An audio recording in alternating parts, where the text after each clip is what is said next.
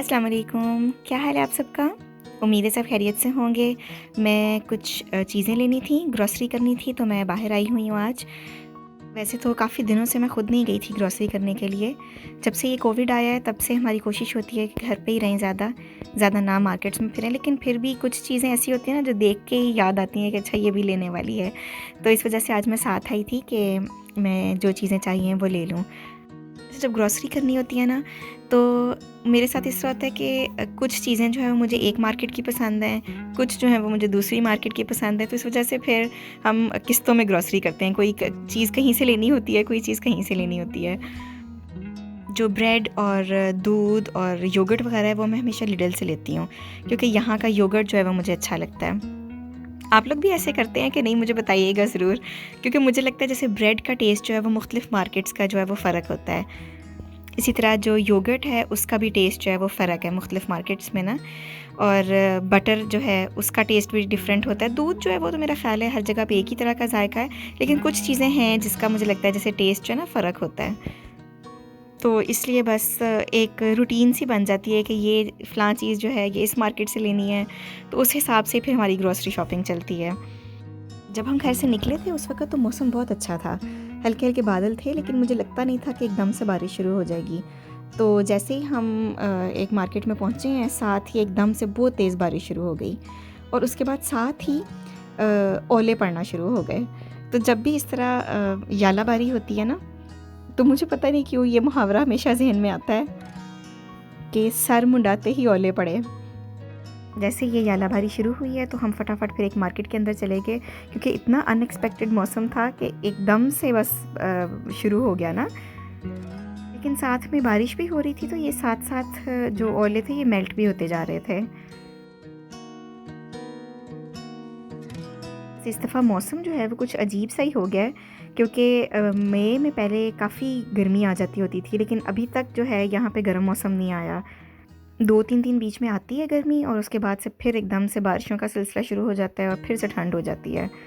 और ये जो बारिश वाला मौसम होता है ना, ये मुझे बिल्कुल भी अच्छा नहीं लगता, क्योंकि इतना ज़्यादा बाहर भी कीचड़ हो जाता है, गार्डन में भी नहीं जा सकते, बाहर भी नहीं निकल सकते, तो ऐसे घरों में जैसे इंसान कैद सा हो जाता है। मुझे ज़्यादा गर्मियों का मौसम अच्छा लगता है। और जैसे जैसे सर्दियों का मौसम आता है तो मुझे ऐसा लगता है जैसे खामोशी सी हो गई है और अजीब उदासी का मौसम हो जाता है, तो इसलिए मुझे सर्दियाँ बिल्कुल भी अच्छी नहीं लगती।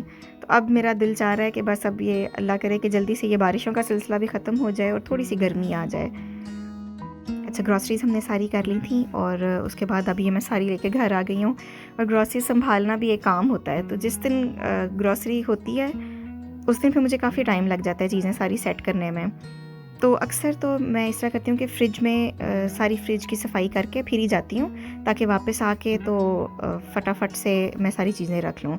और खाना भी मेरी कोशिश होती है कि पहले ही बना लूँ, ताकि उस दिन फिर कोई और काम ना मुझे करना पड़े। असल में पहले इस तरह होता था कि कोई चीज़ ख़त्म होती थी तो हम जाके ले आते थे। तो अब आजकल हालात इस तरह के हैं कि हमारी कोशिश होती है कि एक ही दफ़ा हफ़्ते 10 दिन की ग्रॉसरी कर लें, और ताकि बार-बार मार्केट्स में ना जाना पड़े। तो आज के व्लॉग में मैं थोड़ा-सा आपके साथ शेयर करूँगी कि मैं किस तरह से अपनी ग्रॉसरीज़ जो है उनको सेट करती हूँ। बहुत ज़्यादा प्री प्रिपरेशन तो मैं नहीं करती, लेकिन कुछ चीज़ें मैं, कुछ छोटे-छोटे काम जो हैं वो मैं करके रख लेती हूँ, ताकि जो वीक के दौरान जब बच्चों ने स्कूल जाना हो या खुद भी कुछ बनाना हो तो थोड़ी-सी ज़रा काम में ज़रा आसानी हो जाए। सबसे पहले तो मैं फ्रूट सेट कर रही हूँ। फ्रूट्स में मेरी कोशिश होती है कि मैं जो इस तरह के जो छोटे ऑरेंजेस होते हैं ना, जब ये सीज़न में हो तो ये मैं ज़रूर लाती हूँ, क्योंकि ये बच्चों को लंच में भी देने आसान होते हैं, या अगर दिन के टाइम अगर बच्चों को भूख लगी है बीच-बीच में, तो ये इस तरह के माल्टे जो हैं छोटे-छोटे होते हैं, खुद ही छील के खा भी लेते हैं। केले मैं इस वजह से थोड़े ज़्यादा लेकर आई हूँ, क्योंकि एक तो रमज़ान की वजह से फ्रूट चाट भी बन रही है काफ़ी। दूसरा ये है कि कभी-कभार ना बच्चों के लिए मैं नाश्ते के लिए बनाती हूँ, ब्रेड के ऊपर न्यूटेला लगा के उसके ऊपर ऐसे केले के स्लाइसेस लगा देती हूँ, फिर उसके ऊपर दूसरा स्लाइस रखा, फिर इसके ऊपर बटर लगाया और इसको पैन में थोड़ा-सा ब्रेड को ना टोस्ट कर लेती हूँ, तो बड़ा मज़े का बड़ा अच्छा सा सैंडविच बन जाता है। तो नाश्ते के लिए भी अच्छा रहता है, और अगर लंच में देना हो तो तब भी मैं कभी-कभी लंच बॉक्स के लिए भी बना देती हूँ। जो केले और स्ट्रॉबेरीज़ है ना, उनको मैं हमेशा धो के रखती हूँ। उसकी वजह ये है कि जब घर वालों ने खाना हो और अगर धुला हुआ ना हो ना फ्रूट, तो क्या करते हैं, ज़रा सा वो फ्रूट उठाया, उसको हल्का सा टूटी के नीचे से, पानी के नीचे से गुज़ारा और खा लिया। तो इन दोनों चीज़ों के ऊपर ना, ख़ास तौर पे स्ट्रॉबेरीज़ के ऊपर बहुत ज़्यादा पेस्टिसाइड्स होते हैं, इनके ऊपर स्प्रे बहुत की जाती है, तो इस वजह से इसको ज़रा अच्छे तरीके से धोना चाहिए। तो इसको धोती मैं इस तरह से हूँ कि किसी भी बर्तन के अंदर पानी लेके उसके अंदर मैं डालती हूँ मीठा सोडा। जैसे तकरीबन 3 लीटर पानी होगा ये, और इसके अंदर मैंने 1 टेबलस्पून मीठा सोडा डाला है और इसके अंदर सारी स्ट्रॉबेरीज़ डाल दी और 15 मिनट के लिए इसको छोड़ दूँगी। इसी तरह अंगूर जो है वो भी मैं इसी तरह से सेम धोती हूँ कि पानी के अंदर मीठा सोडा डाल के और उसके अंदर अंगूर डिप कर देती हूँ और 15-20 मिनट के लिए इसको मैं छोड़ दूँगी। और 15-20 मिनट के बाद मैं टूटी चला के उस तरह एक एक अलग अलग जो स्ट्रॉबेरीज़ है उसको धो के साइड पे रखती जाऊँगी, और इसी तरह अंगूर जो हैं उनको भी मैं धो के रख लेती हूँ।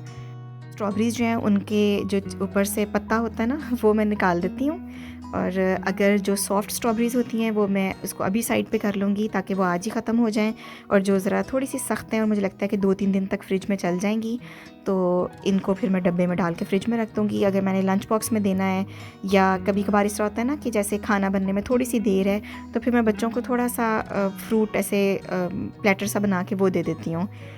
जैसे थोड़ा सा माल्टा दे दिया, साथ अंगूर दे दिए, थोड़ा सा स्ट्रॉबेरीज़ डाल दी, तो अगर जैसे साफ़ सुथरा धुला फ्रूट पड़ा हो ना, तो फिर मेरे लिए काम थोड़ा सा आसान हो जाता है।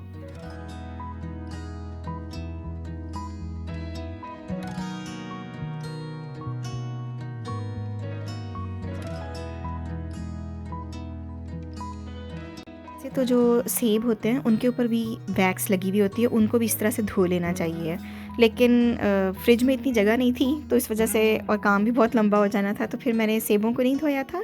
सेब मैंने सोचा था कि जैसे जैसे फ्रूट चाट बनाऊंगी या यूज़ करना होगा तो उसको साथ के साथ धो लूँगी, और अंगूर और स्ट्रॉबेरीज़ को फिर मैंने धो के इस तरह बॉक्सेस में डाल के फ्रिज में रख दिया था।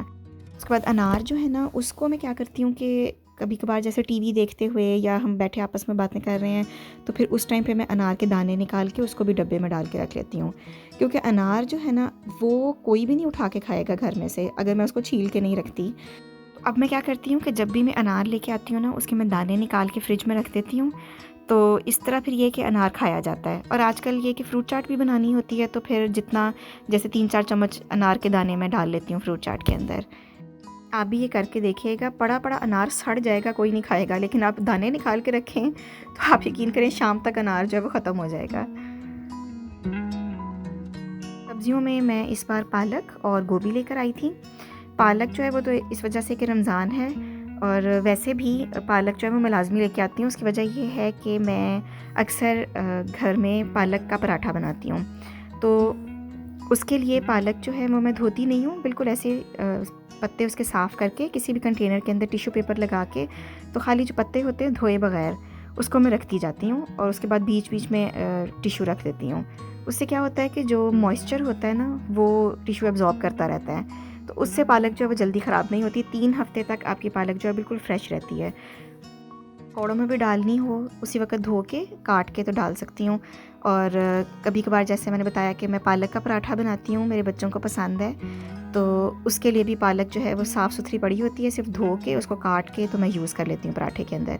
इस पराठे की रेसिपी जो है वो मेरे चैनल पे मौजूद है, बहुत मज़े का बनता है और बड़ी हेल्दी रेसिपी है। तो अगर आप इंटरेस्टेड हैं तो डिस्क्रिप्शन बॉक्स में ना इसका लिंक चेक कर लीजिएगा।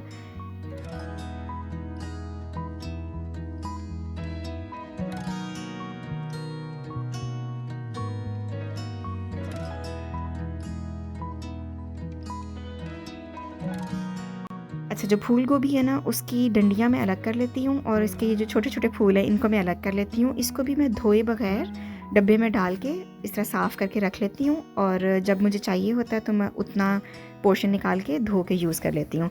बंद गोभी जो है, सॉरी, फूल गोभी जो है वो मैं 2 चीज़ों में यूज़ करती हूँ। एक तो इसके कच्ची गोभी के पराठे बनते हैं, तो ये भी ज़रा इंस्टेंट सा काम होता है, मज़े के बनते हैं ये भी। इसकी रेसिपी भी मेरे चैनल पे है, वो भी मैं ना डिस्क्रिप्शन बॉक्स में डाल दूँगी। तो वो बनाने के लिए मैं यूज़ कर लेती हूँ, या फिर ये कि अगर गोभी गोश्त बनाना होगा मुझे ड्यूरिंग द वीक, तो फिर मैं इसको बस धो के और सालन के अंदर यूज़ कर लूँगी।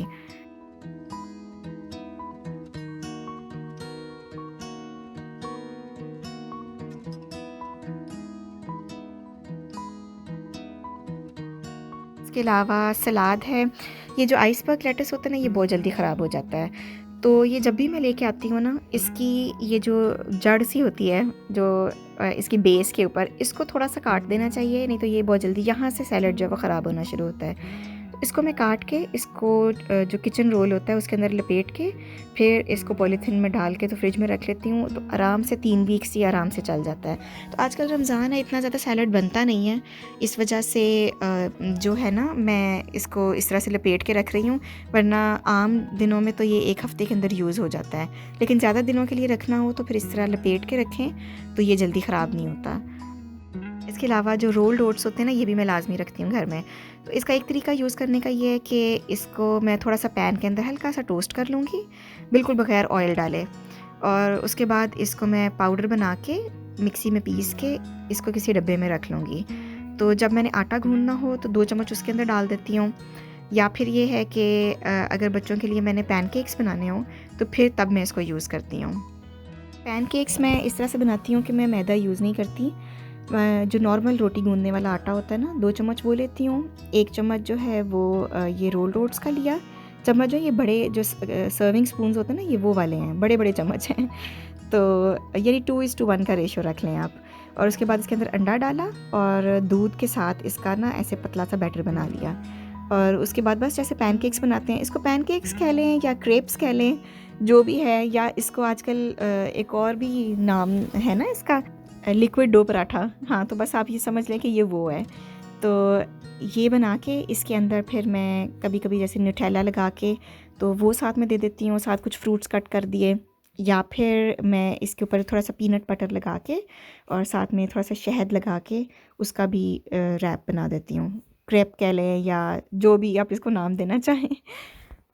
कभी-कभार बच्चों को खानों के दरमियान में भूख लग जाती है, तो उसके लिए फिर मैं छोटे-छोटे इस तरह की तैयारी करके रखती हूँ कि अगर मुझे फ़ौरन से कुछ बनाना हो, तो कम से कम चीज़ें रेडी हों जिससे मैं बना सकूँ। आज इफ्तारी के लिए मैंने दाल-चावल बनाए थे। दाल-चावल ना मुझे बड़े अच्छे लगते हैं। एक तो खाने का मज़ा आता है, दूसरा इसको पकाने का भी मज़ा आता है। इतना टाइम नहीं लगता, तो अगर कोई और काम मैं कर रही हूँ, ज़्यादा मेहनत वाला, तो फिर मैं उस दिन दाल-चावल बना लेती हूँ। तो मैंने मसर बनाए थे और साथ में चावल उबाले थे। लेकिन हुआ ये कि इफ्तारी से थोड़ी देर पहले हमारे घर बेल हुई और जो हमारे करीब पाकिस्तानी फ़ैमिली की रहती है, उन्होंने हमें इफ्तारी भेज दी। और इफ्तारी में बहुत ही मज़े की बिरयानी थी, साथ में शामी कबाब थे और आलू बुखारे की चटनी थी। तो हमारे दाल-चावल तो वहीं पड़े के पड़े रह गए और हमने फिर ज़ाहिर है बिरयानी खाई, बिरयानी के होते हुए कौन दाल-चावल खाएगा। और आलू बुखारे की चटनी जो है ना, वो तो वैसे ही मुझे बहुत पसंद है, तो बड़े अरसे बाद मैंने ये चटनी खाई थी। ये थी आज की वीडियो, उम्मीद है आपको पसंद आई होगी, और अगर आपको मेरा कंटेंट अच्छा लग रहा है तो मेरी वीडियोज़ अपनी फ्रेंड्स और फैमिली के साथ ज़रूर शेयर कीजिएगा। अगली वीडियो में आपसे मुलाकात होगी, तब तक के लिए इजाज़त दीजिए। अल्लाह हाफ़िज़।